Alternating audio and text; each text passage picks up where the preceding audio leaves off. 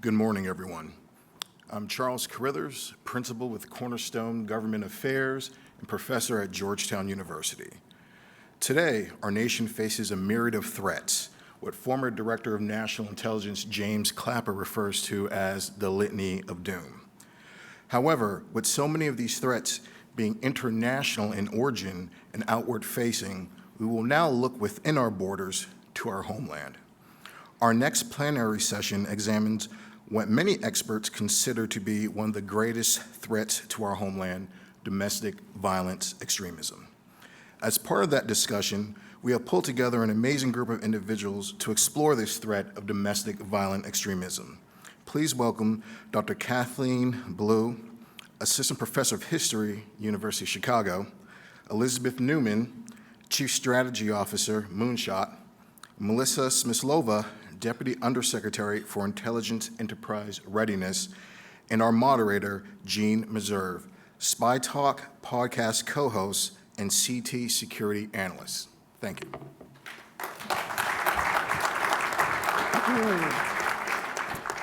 So just yesterday, there was another arrest right near the DNC in Washington, D.C. A guy in a truck that was decorated with white supremacist symbols, and inside was a bayonet and a machete. Melissa, I have to start with you. Readiness is in your title. Yes.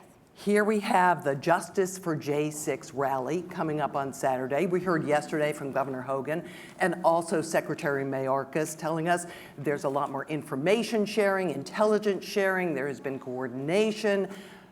Are we truly ready for whatever they might throw at us on Saturday? Yes, and so all those things are true. We have been working with the Capitol Police, the FBI, the state and locals. We've designated just today, September 18th as a SEER 3 event, which means that the federal government will assist the locals in making sure that we are in fact in a good place on September 18th. The event is scheduled to be in Washington, D.C., but there are also discussions about having separate rallies other places. So we are all over that with our state and local partners. At this point, what does the intelligence tell you? How many people are you expecting? Who are they likely to be? Sure. So we have learned a lot since January 6th, and we now know how many people have applied for permits. We are tracking the hotel reservations across the United States, working very closely with our state and local partners and that network that we have established over the last 20 years to make sure that everyone has the same information. And that is something that we weren't as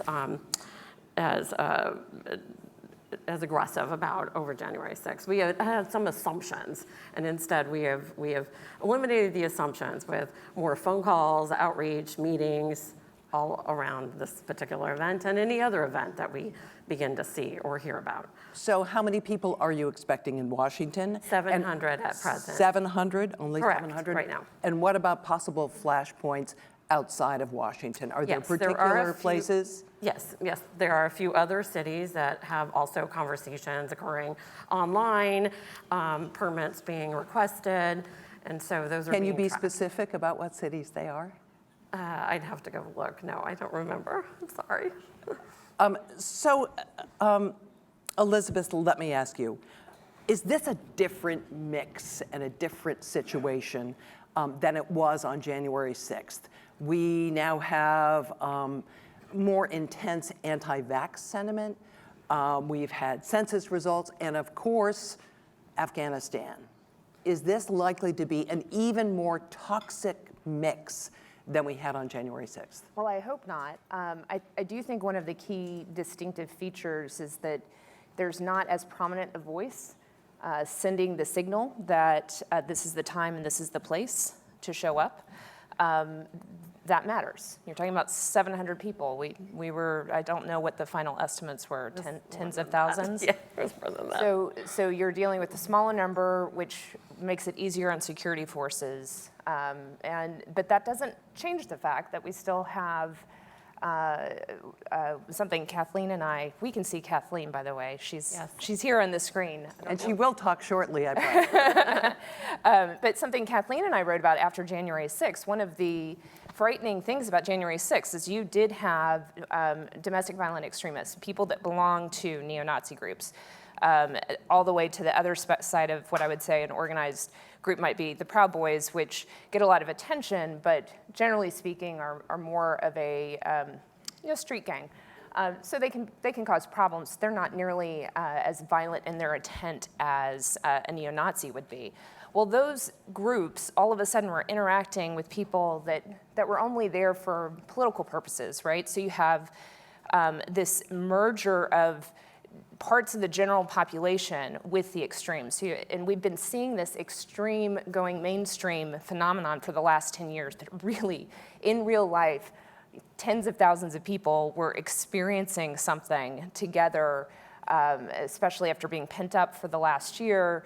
That has a pretty catalyzing effect. And that piece of the puzzle of the last year, I think, changes the dynamics. So you could have a situation this Saturday that could be more volatile than perhaps what we might have planned, what we might have thought about January 6th.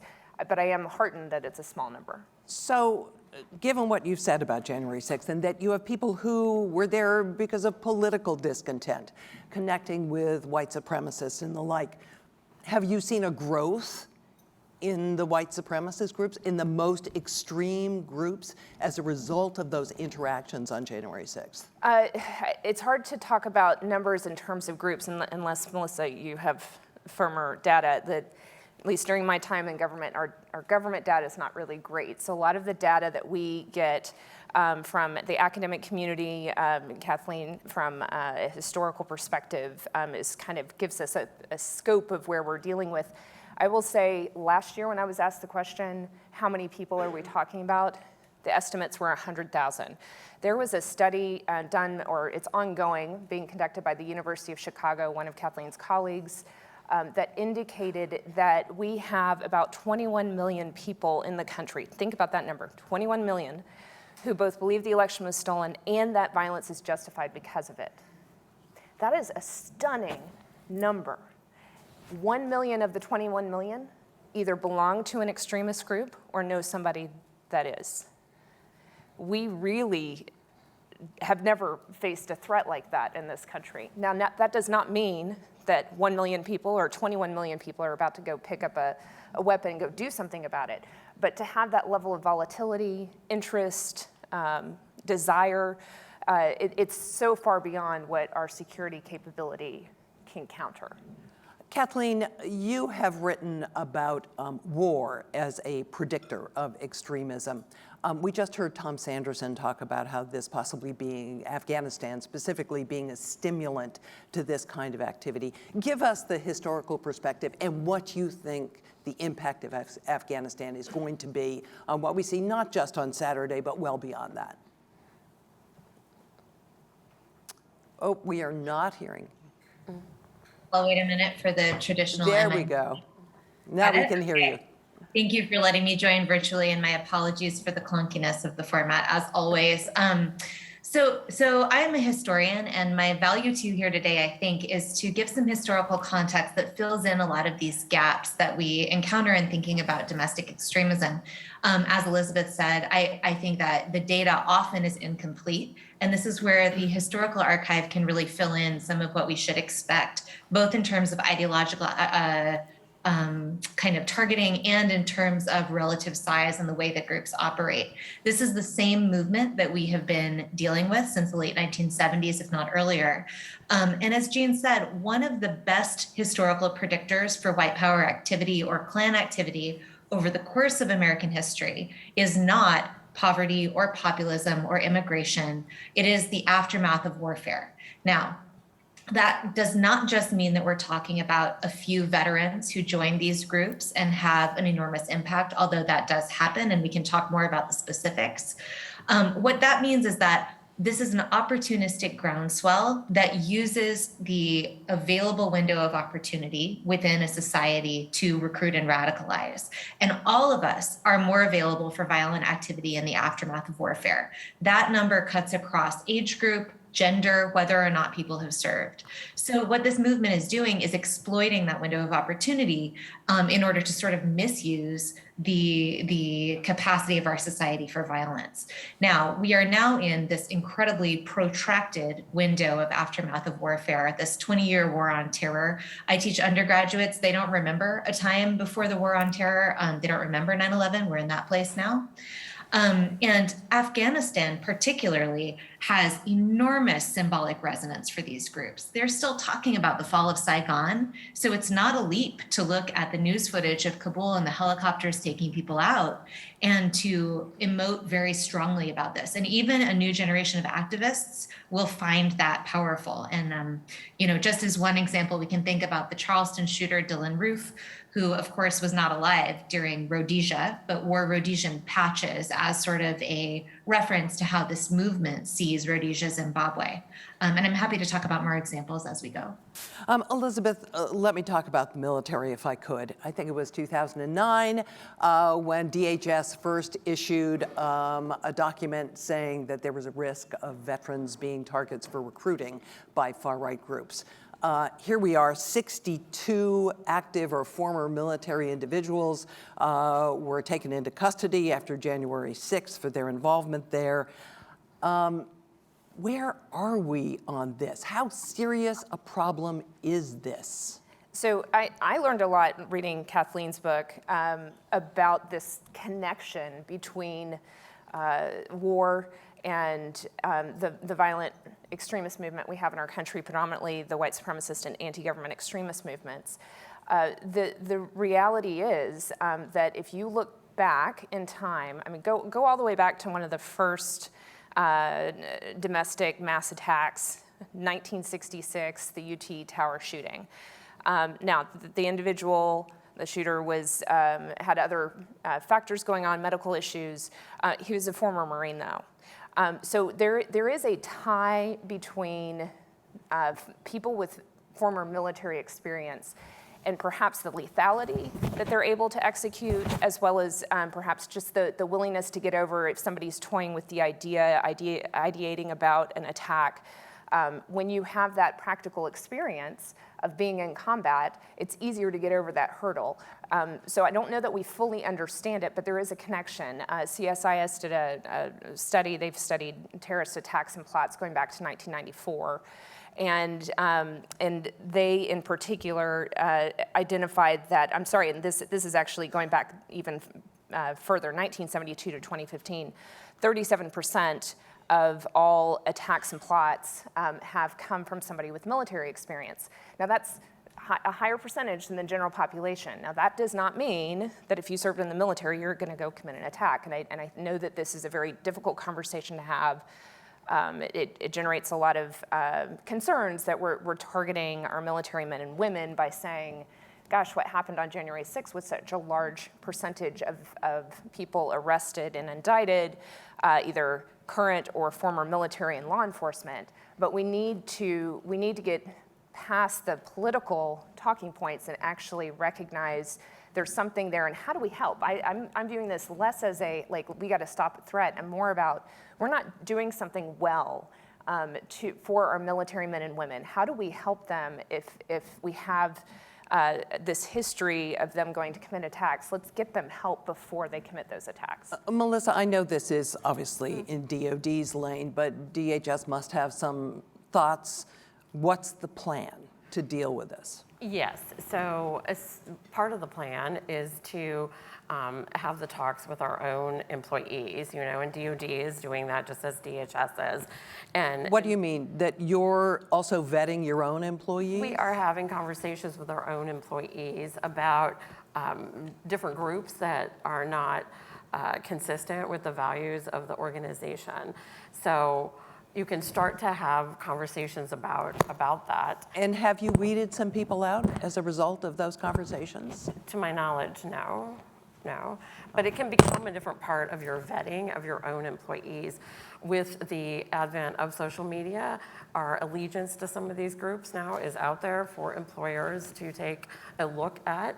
I do want to say, though, when we look at the successful attacks and the higher percentage being military, there are so many different factors to evaluate. As an intelligence person, it may be because they are more successful, and so more of the successful attacks can come from someone who is actually trained, not necessarily that more of them are attempted by members of the ex-military, but it's complicated. It's a complicated conversation. Are they recruited? Do they have inclination? So it's not as straightforward as we want it to be. Another group that had a, to me, remarkable number of participants on January 16th was law enforcement, Yes. past and present. I think the number was 15 current or past law enforcement members were known to have taken part in the demonstrations. So we've heard a lot about federal, state, local cooperation to deal with domestic violent extremism. Can law enforcement be a reliable partner when you have people who are sympathetic, when you have people who are members of some of these extremist groups? Emphatically, yes. They have been amazing partners, and they continue to be amazing partners. There are a few law enforcement employees that are sympathetic, just like there are in federal government or in everywhere else, but it is a minority. And so for the most part, yes, we rely very heavily on our state and local partners to address the domestic terror threat. Elizabeth, do we really know how many law enforcement officers are sympathetic or members, or is this a hypothesis that it's not a large number? I don't think we know. I go back to one of the things that is so challenging about this mission space is data. We don't have good data. So that's part of it. But I also, look, we are in the middle of what some researchers have termed a mass political violence movement. So it's not just the extremist groups or movements that we were worried about pre-January 6th. We now have a post-January 6th movement that's much larger. So you still have to worry about Adam Waffen and neo-Nazi and the more organized militias, while you're also needing to be concerned about what we might see on September 18th, right? So there are different types of activities that are happening, and you have to assume we're a fairly divided country, and within any workforce, law enforcement, military, the federal workforce, you're going to have those same opinions reflected. So what do we do about it is much more about getting to the actual conversations, not when we label each other, even if certain members of law enforcement or the military, maybe in my personal opinion, are really too close to a great replacement theory or too close to a white supremacist, white nationalist viewpoint. We need to instead, understand where they're coming from, understand those grievances, and start having more constructive dialogue on it. We'll get to there. Okay. Before we do, I want to talk to Kathleen about the dimensions of the problem. Does the federal government know what it should know about these groups? Do we have the full picture? I would love to think that people in the room do I have sound? Yes. That people in the room that you are in right now have the full picture. I would love to think that as a civilian who's not in this space. But as a historian, I am highly suspicious that we have even the beginning of the picture of what's happening in real time. And one of the reasons I think that is just the way that we tend to frame these conversations. And this is not anyone's fault. I'm not pointing fingers, but we throw around a lot of these terms and groups as if they are singular splinters of different activity, What we need to be doing is thinking about a groundswell. So you can be a, dutiful consumer of news and read every story about the Proud Boys, and you're still getting only one tiny, tiny, tiny sliver of this problem. We're talking about a movement that unites a whole bunch of people across the country, across gender, across social class, across rural, suburban, and urban space, and that has been modeled on not only taking in activists with divergent viewpoints, but has also been modeled on immediately changing its terms as soon as we list this group as one to police. So what we have to expect is that this is fluid and changing, and that we have to be paying attention not only to any one segment of this. It's about the circulation of people and ideas and activists from, Oath Keepers, 3%, Proud Boys, neo-Nazism, Klan groups, I'm missing many of them, just rattling them off, the base. All of these are part of the same groundswell. So what we tend to do, and this is not just at the level of law enforcement and security, but even at the level of journalism, we tend to tell stories about an anti-Semitic shooting in Pennsylvania at the Tree of Life Synagogue, about anti-immigrant violence in El Paso, about anti-Black violence in Charleston, about anti-Islamic violence in Christchurch, when those are all perpetrated by white power gunmen who share the same ideology, symbols, and often social connections.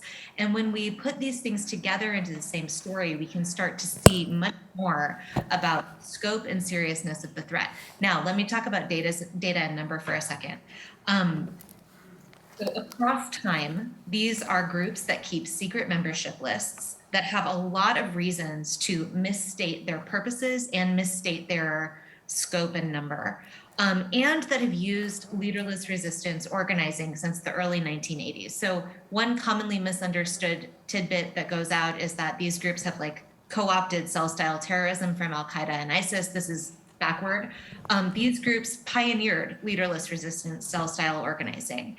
And what that did was really change their model of recruitment, because they're not looking for 2,000 people to march down the street. They're looking for 6 people that are willing to commit to detonating a bomb. And that has been operating at the same time as these more public-facing groups.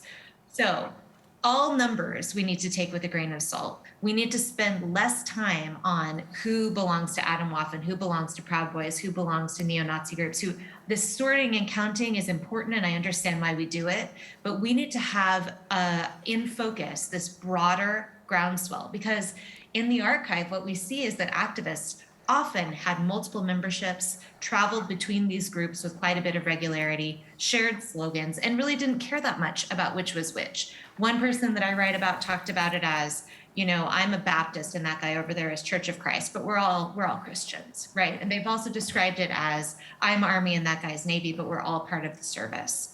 So we on this side, trying to regulate it, need to have less of a measure of distinction and more of a measure of scope. Melissa, let me give you a chance to respond to that. Yes, I just want to clarify something, and that is that your federal government does not track groups. We are not interested in who is a member of what group, and that is not our interest. We are interested in members of a group that may be prone to violence, so they have become extremists based on, or they believe are justified by their views.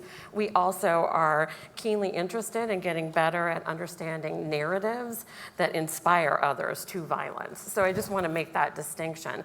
And while we can say as an organization, we will vet our employees to make sure that they have values that are consistent with ours and values that enable them to properly execute their mission, that is not the same as we are tracking groups. Your federal government does not track groups that are domestic, because we are all allowed to have hateful views if we choose to do so under the First Amendment. Which, can I just add that the funny thing, and Melissa has to deal with this a lot, but depending on who you were briefing up on the Hill, they would either be relieved by that statement or angry at you for that statement. It's the Constitution. Right, that's right. But there is maybe, and this is where it's really unfortunate that we lost the opportunity for a commission coming out of January 6th.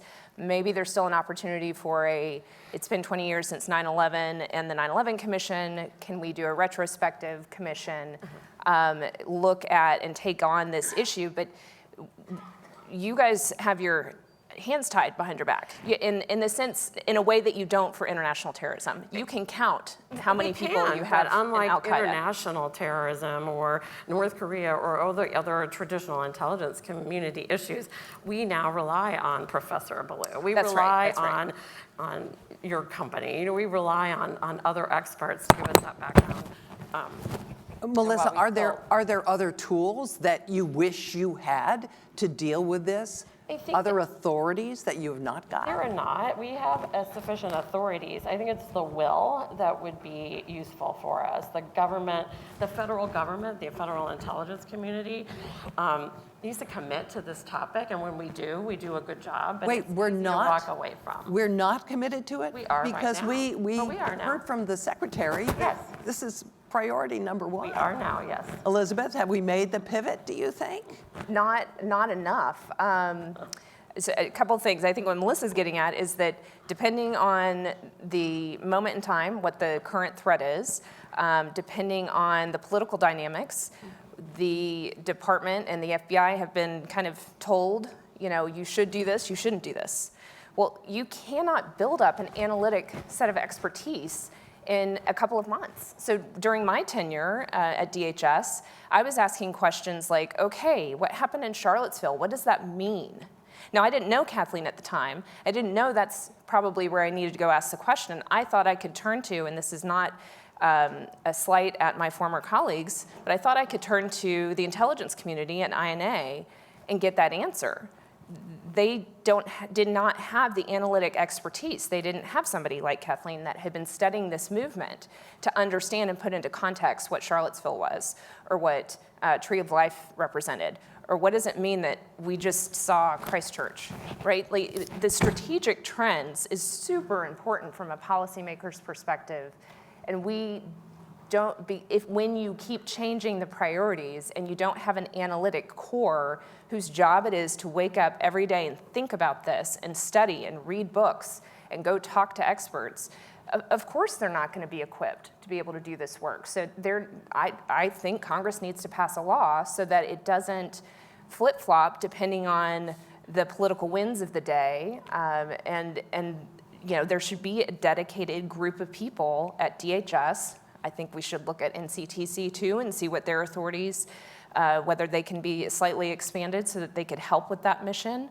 And anybody that thinks that this is going to be something that the FBI solves hasn't been watching the FBI for the last 20 years. I mean, they do investigations, great. They do not do strategic intelligence. We've been after them to do that for 20 years, and that is just not their sweet spot. So there's nobody today. If you're the President of the United States and you say, I want an assessment on domestic terrorism, there's nobody that actually has that responsibility quite the same way the National Counterterrorism Center does for international terrorism. So there's a roles and responsibilities gap in our authorities. Melissa, do you want to rebut that quickly? Just to clarify, DHS and FBI are authorized and required to study domestic terrorism. My point was more that it's a matter of emphasis and priority, and we have augmented our resources. As Secretary Mayorkas mentioned, it is a priority. It would be my view as a lifelong intelligence official that it became more of a consistent priority over time. So, Melissa, let me ask you this. During the Trump administration, looking retrospectively, there appears to have been a real emphasis on extremism on the left, on Antifa, and not enough attention to what was happening on the right. Is the reverse potentially happening now? Is there so much attention being paid to right-wing extremism that something could be happening on the left that we're missing? So we actually just look at all extremism across the board. So I would suggest if you go back and read what the Bureau and DHS wrote over the last 5 years, you'll see a good balance of what actually was happening. So no, I don't think that's a true narrative. I think that's what maybe the different administration or pundits chose to emphasize, but no, that doesn't reflect the actual work. And that is that we have consistently emphasized the move to violence. Kathleen, talk to me for a moment, if you could, about social media. Has this absolutely turbocharged this environment? Sure. Let me also just quickly respond to something that Melissa said. I just want to convey, I have so much respect for folks like you who are working within the bounds of the Constitution. Of course, similarly, people at the Pentagon who are trying to deal with this in our armed forces without constraining our troops' freedom to assemble, freedom of belief, freedom of worship. All of those things are very tricky needles to thread. But I think it is important to remember, as we're talking about this, that the white power movement is interested in many cases in the violent overthrow of the United States.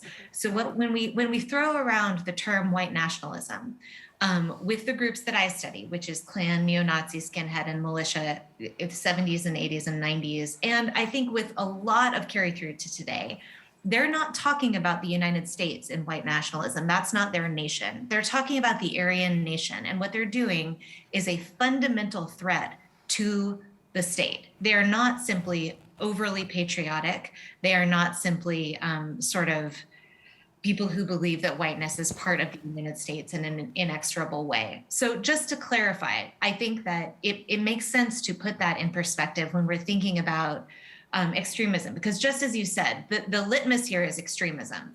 Right. We are not dealing with a left and right that are equally extremist and attempting to overthrow the nation. We are dealing with, when we're talking about resources towards Antifa, we're talking there about a movement that is quite decentralized, that is responsible for, I think, less than 5 total casualty counts, that is not interested in the overthrow of the government, that is interested in defensive action in their communities, versus a movement that is decades, if not generations long, armed with munitions and material and explosives that have been obtained in large quantities from our military posts and bases, trained in paramilitary camps in skills like nuclear medicine and urban warfare. They're interested in mass casualty attacks, which they've already successfully carried out. And we're talking about quite a high body count. These are not equal sides of a political spectrum, and they should not be treated as such. One of them is fundamentally anti-American and poses a threat to all civilians in the United States. Now, thinking about social media here is important, especially when we're talking about what to do about things like September 18th and January 6th, when we see these organized activists coming into contact with other sort of, I guess I would say, like viral trends in our politics. January 6th, I think it's helpful to think of as being 3 streams of people. We have organized white supremacists and white power activists. Those are a small number, but they're the people who arguably pose the greatest threat. They are marching together with people who believe in QAnon, which I think is quite new and works in ways that, at least on the academic side, I think we do not understand well yet. It's very new, it's very fast, and the radicalization is very deep. And then we have sort of just the sort of diehard part of the Trump base, who are there for a free speech action and do get swept up into organized violence. Okay, so when we're thinking about the 18th, one of the measures is not just like how many people are going to turn out. One of the measures is who are the people and who are they bringing with them? Because there's also a major anti-mask, anti-vax, and sort of groundswell that's organized against President Biden's mandates that are looking for the first Saturday that they can demonstrate. And because of the 9/11 anniversary, the first Saturday is the 18th. Now, we know that white power activists are interested in opportunistically mobilizing whatever the prevailing issues are for their own purposes. We saw them do this with the anti-masking stuff earlier in the spring of 2020. It's reasonable to think that they might do that again. So one question is, how big, how many people are going to turn out from these groups? And I think it's great that we're tracking that. But the other question is, how are they able to mobilize and sweep people along towards extremism? And social media is clearly a tool. Melissa, this is something that Moonshot looks at. Yes. Can you tell us, Elizabeth, what Moonshot theorizes can be done to stop this cascade on social media? I appreciate the question. I recently joined Moonshot, and part of the reason I did is because There is just no doubt about the tie between social media and the speed at which people radicalize and the speed at which a conspiracy spreads, and Moonshot believes that technology can be used for good as well as to counter some of the online harms that we have out there. So some interesting things that they discovered. First of all, from just being able to see in real time what was happening after the pandemic mitigation measures set in March, April 2020, they saw a 37% increase in engagement with white supremacist content online, which is kind of a little jarring because you're like, where does that come from? Maybe you would think anti-government movements, but it was white supremacist content. By March of 2021, so a year later, 140% increase. This is over 2019 levels here in the United States. We know that white supremacists take advantage of chaotic crisis situations, and that's what we think we were seeing happen. Now, think about whether I was in government at the time, at the beginning of the pandemic. Having that knowledge in real time could be really powerful for government leaders to be able to recognize what is spreading online. But can I get to yes, sorry. I know where you were leading. Okay. I want to get to questions, so. So how do we de-escalate? And that's probably the most fascinating thing. Moonshot did some studies about 3 years ago and found that white supremacists, more than the general population, like by 48%, will engage in offers for mental health support. And if you're associated with a strong group association like a KKK, that number goes up to 115%. So during the election period, Moonshot ran some tests. They evaluated, reached out to white supremacist groups, or people searching for white supremacist content, anti-government extremist content, armed group content, and targeted ads with certain types of messaging to test what is most effective. And what they found as one of the most engaging messages by 17% was anger and grief can be isolating. So one of the things that I think we need to move to is approaching what's happening, especially with the fast speed at which it's happening. We have to approach this with empathy, and we have to recognize, much like what Tom was talking about before, what the underlying grievance here is not actually the ideology. It's something else happening to the individual, and approaching that not by countering their ideology, and that's why would you hate people that aren't white, and you're crazy. That's not the way to reach out to people and de-escalate or possibly even de-radicalize. It's through empathy, it's through understanding the grievance and hopefully moving them to a one-on-one counseling situation, which Moonshot was able to do. We were able to move, we had 70,000 engagements and moved of that 100 people into real-life crisis counseling situation. Melissa? Yeah, I just want to quickly clarify something before we go to questions, and that is that to Kathleen's point, I do want to remind everyone in October 2020, DHS did write in the Homeland Threat Assessment that the white supremacist groups do present the most severe threat to the United States. So we do differentiate the different narratives there. And then the second point is that we do believe that protecting the First Amendment actually is a powerful tool for us and our civil rights, civil liberties, privacy, and intel oversight colleagues, we believe really actually assist us in evaluating the information. So I don't want to leave anyone with the assumption that we believe that's any kind of an obstacle, and I mean that sincerely. We actually believe it's powerful. So I have a lot more questions, but I know you guys do. So please raise your hand. I see one right here. Wait for a microphone. Tell me who you are, and if you could, either one of you, what the heck, you guys duke it out. Tom, and I vote Tom. Oh, Julia, okay. And stand up, give us your name, and keep your question crisp, please. Sure. Good morning. Tom Pluffjohn with Pan-GM. So a few phrases have been thrown out today. Extremist groups, these people, groups not consistent with the values of DHS. A comment made about the commingling of the Proud Boys and the Oath Keepers and drawing a parallel to the base, which is just factually incorrect. I think many here know that in terms of violent extremism and the extent of the violence. So the question I'd ask here is, in this incredibly complex comment, or this incredibly complex, moment in time, how do we actually define these terms? What is a group? what is an individual who's a domestic violent extremist. And if we don't have those definitions, how do we target and build policy around it that protects civil rights and civil liberties as we go? Because ultimately, that is the core of what we need to do here. Melissa? Yes, we spend a great deal of time on just that point, on definitions, making sure that we are looking at extremists that are motivated by whatever ideology. Again, we do not track groups. We don't classify groups as one thing or another. We're in fact talking about narratives or beliefs that prompt or inspire violence. And we share those definitions very closely with the FBI. That did not answer your question. He is not satisfied with that answer. And I'm sorry, because I do want to.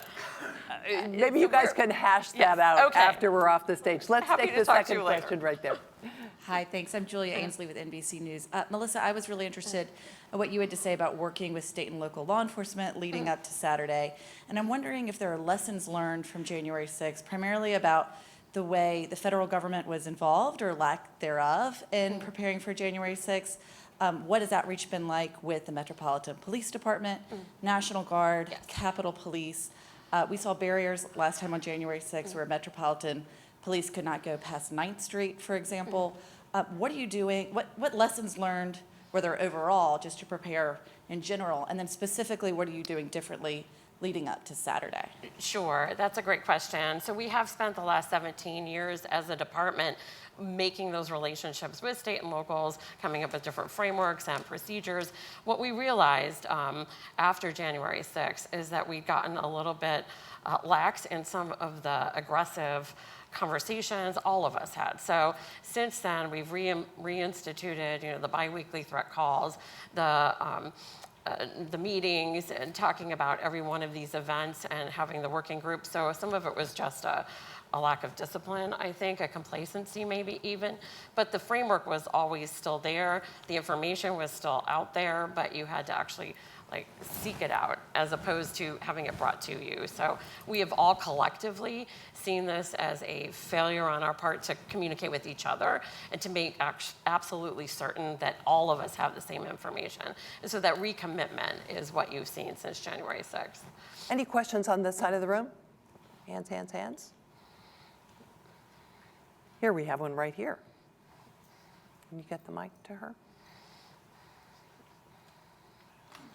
There we go.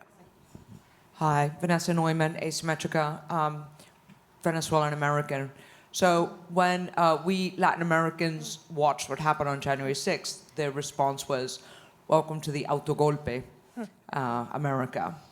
Any Latin American knows what this is, right? Breakdown in institutions. So my question to you is, what are you going to one of the things that hasn't been addressed is the perception that institutions have failed the citizens, which is in any grievance anywhere in the world, and I've worked CVE. And the other thing is, I'm a little surprised that America does actually have a history of political violence from the Civil War on now. We do have a long history of, it's astounding that given the amount of expertise we have on countering violent extremism, that lens has not been turned on us as a nation. And what are your plans to address the perception of the breakdown of institutions and use that as a broader CVE planning in the United States? Thank you. Kathleen, I'd like to turn that one over to you. As mentioned, there's a long history in this country of anti-government sentiment, of racist sentiment. So how do we deal with this? What in the few seconds we have left, what's your prescription for getting past? Let me also clarify to the first question. I'm talking about the social movement ties between these groups and not trying to equalize sort of the actions of each. And I'm happy to discuss that with you by email if you'd like later. I'm sorry that I'm not there to grab you in the hallway. Okay, so in terms of the history of the way that our nation has dealt with political violence, this is a long and complex history, but most historians date in the United States the sort of moment of profound distrust in our institutions to the 1970s, when we see these measures really sort of peaking distrust of government, distrust of churches. People move away from their embrace of many of our social institutions. And not for nothing, that's when the white power movement took root in our country. And that's where we see the beginnings of our failures to deal with it. Now, one of the reasons that that movement was able to continue from that moment to the present is because of the way we've allocated our security priorities and our resources. So if you look at the COINTELPRO phase of the FBI, that's the counterintelligence program, I'm sure you're all aware of this. That program was interested in infiltrating and disrupting groups on both the left and the right. But by far, the majority of the money, the manpower, and the violent action went into groups on the left, leaving Klan groups largely intact, such that they could move from the civil rights era into the present. We see something similar along the way where resources were constrained in the early 1990s before the Oklahoma City bombing, in part because of public perception of government crackdown on these groups at Waco and Ruby Ridge. Waco, of course, being a multiracial community and not a white power group per se, but one that was understood within the white power movement as a white power community. Then we see in the early 2000s, of course, after 9/11, the majority of resources and attention, not just in security spaces, but also in the academy, were devoted to understanding militant Islamist terror and to US and the world questions, to transnational action, such that these groups really didn't receive very much attention in the interim. But Kathleen, if I could just interrupt, because we're out of time. Could you look forward for me? Look forward for me. What do we do about this now? I mean, the short version, I think, is that I think all of us are crying out for a big conversation about our nation's history. I think this is bipartisan. I think that Make America Great Again is a slogan that has to do with an argument about our history and who we are, and that we're not alone in our history of racial inequality and racial injustice, but we as a nation have not had the big conversations about that history. And I really think that that's part of the work that we have to do. And we have to leave it there. Kathleen Belew, Elizabeth Neumann, and Melissa Smyslova, thank you all for joining us today for this conversation. And thank all of you.